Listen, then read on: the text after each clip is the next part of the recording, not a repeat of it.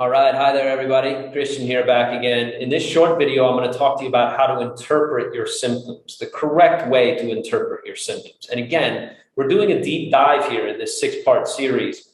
So I'm not giving you a simplistic understanding of symptoms. I'm saying that there's a really detailed, very profound analysis that can take place when it comes to symptoms, way beyond anything that any of you have probably been exposed to, unless you're aware of this ancient medical system and have studied it the way I have.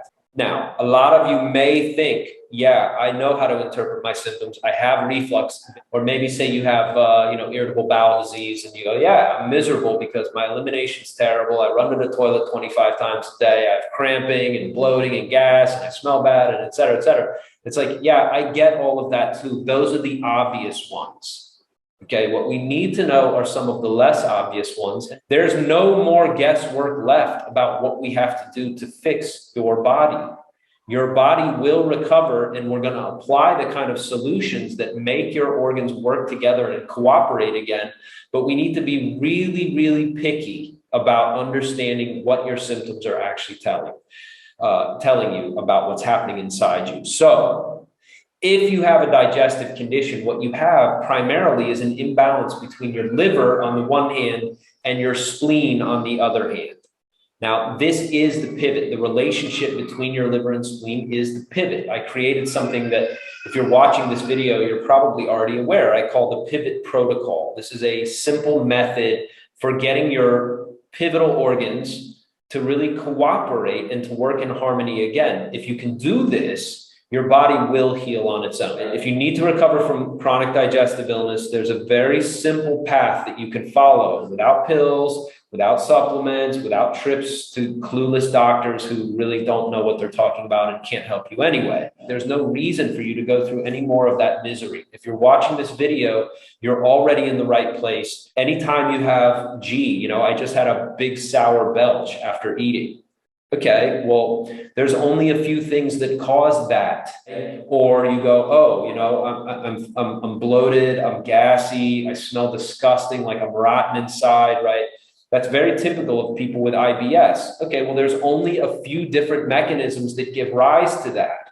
So understanding your symptoms really is everything. If you can interpret this language that your body is speaking to you, the part we're putting in place is, hey, that means your organs are doing X or Y or Z. When I say there's only a couple things that cause something like bloating and gas, well, we know that food stagnation is a part of that. Okay, do you have food stagnation with dampness? What are the symptoms of dampness? Let's go look at those. Right? Do we have them? Yes, no, yes, no, yes, no. When you can interpret your symptoms, there's no guesswork left. So the language of your symptoms is really important to learn how to speak. Well, let me just give you an example of what I'm talking about.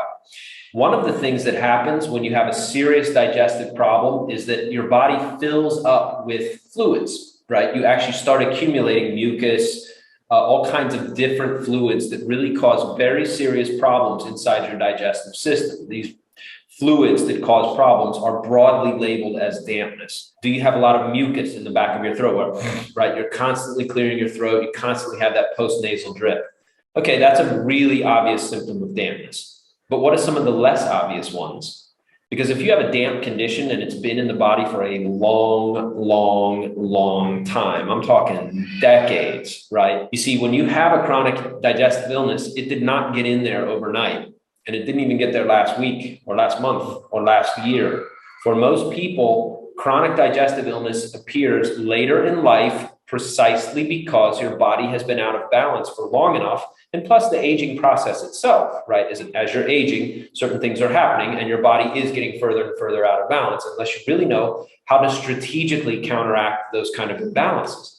So what's another unobvious symptom of dampness? Well, if you find yourself when you eat and you chew food, especially when you eat certain very dampening foods, if you bite the inside of your mouth, that's a symptom of dampness, right? You go to chew and, right? I bit the inside of my lip. Damn it, it happened again, right? And if you have a really bad damp condition, you'll bite the same spot inside your mouth, like your cheek or your lip. Usually it's on the lips, because your lips are filling up with fluids. Why? Because the spleen cannot process these fluids. It goes without saying that if this dampness is in your intestines, which is exactly where it likes to go, well, that makes your reflux, your IBS, all much more difficult to deal with, because you got to deal with the dampness as well. So when I'm talking about interpreting symptoms, if you're biting the inside of your lip, we know all we need to know about what's happening with dampness inside your body and where that's coming from and what's causing it. And we know everything we need to know in order to eliminate that. So that's one example of people who are looking for relief and watching this video because you have difficulty swallowing. This is really, really common. It's a miserable sensation. It's like, right? But you have that feeling all the time. They call it, in ancient medicine, they refer to it as plum pit sensation, right? Like you swallow the pit of a plum. In Western medicine, modern conventional medicine, I believe it's referred to as globus hystericus, right? You feel like something like a ball is stuck inside you. You can't get rid of it out of this part of your body. Okay, that is a telltale sign of usually two things, right? But let's start with the first of them. When the liver overheats, you get symptoms coming up into the upper part of the body. Why? Because heat goes up. That's why. And so we know that partly that is related to liver heat. What are the other signs and symptoms of liver heat? Well, I give them to you inside the protocol. For most people, it's poor sleep. You may have red eyes, right? Anything where you have hyperactivity inside the body, elevated heart rate, sweating, right? Signs of heat in general. Emotionally, mentally, emotionally, psychologically, you get very short-tempered. That's a sign of liver heat. We know exactly what to do for liver heat. Okay, so we know exactly what to do if the spleen is weak. We know exactly what to do if your body is full of dampness. One of the things that makes me nuts, looking at all the other stuff that you see on the internet, else who's supposedly teaching, so-called solutions for something like acid reflux or even IBS, is that, like, if you've eaten ginger, you know that it's really, really warming. So it makes your liver hotter. But what if you already have too much liver heat and that's what's causing your reflux? You want to eat ginger? No, you don't want to eat ginger. Believe me, you don't want to eat ginger. That just made your condition worse. And my point here is, unless you take the time to understand, here's what your symptoms are saying, you can't just skip to the solution. It's not like ginger cures reflux. Ginger has an effect on your organs. And if you need that effect, it may help with reflux. If you don't need that effect, it makes you worse. It makes your condition worse. How do you know if ginger is going to help you? By reading and interpreting your symptoms. That's how you know. Do you want to hold more heat in the liver if you have too much heat in the liver? Actually, no, you don't, right? How do you get the heat out of the liver? That's the question. Apple cider vinegar may boost your stomach acid. It's possible that it will, but that's not a solution for reflux. There's other better ways to boost your stomach acid and make your body strong when you need digestive juices to be strong. There's way better ways than apple cider vinegar, because almost everybody with reflux has too much heat in the liver already. The other thing that this does, when you learn how to interpret your symptoms at a really high, really detailed level, really granular level, in no time at all, you start applying the correct solution. I know what's happening. I know what that symptom means. And so you start making this connection between cause and effect, and you start having the right effects, which is how your body heals on its own. Okay, so this thing about interpreting your symptoms, it's not like some small step that you're, like, if you really want to recover, you can't just skip over this. And the method that I discovered shows you how to create the right conditions inside your body to allow your body to heal on its own. So I'm doing something special very quickly here.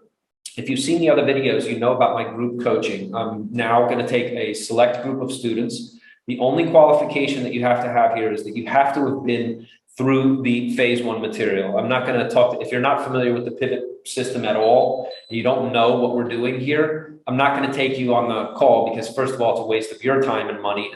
So we're going to have a 60-minute call. You get 10 minutes with me individually, where I will spend 10 minutes talking about your specific situation. You're going to submit to me a little bit of material ahead of time. I'll make some comments. I'll send that to you in an email, in addition to talking to you live on the call about what you need to do to recover your digestive health. Crucial information. What are you up against today? What can we do right now today to fix your body? That's what you get from the call. Equally important, where do you go in the material to actually apply this to your own situation, get you over whatever obstacles are in your way today, and then also where to go inside the material in the members area to apply the correct solution for your situation. The benefit of group coaching is that you'll know from hearing from the other people on the call that, hey, there's other things in there. It doesn't apply to me right now, but once my condition starts to change, I'll have to deal with, dryness, dampness, right? A weak spleen, hot liver, wherever you are in this,